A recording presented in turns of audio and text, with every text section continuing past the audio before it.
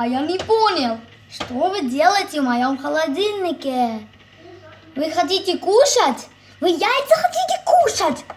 Не надо в моем холодильнике сидеть!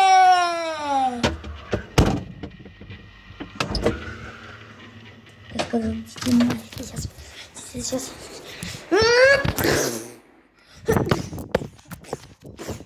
Получай.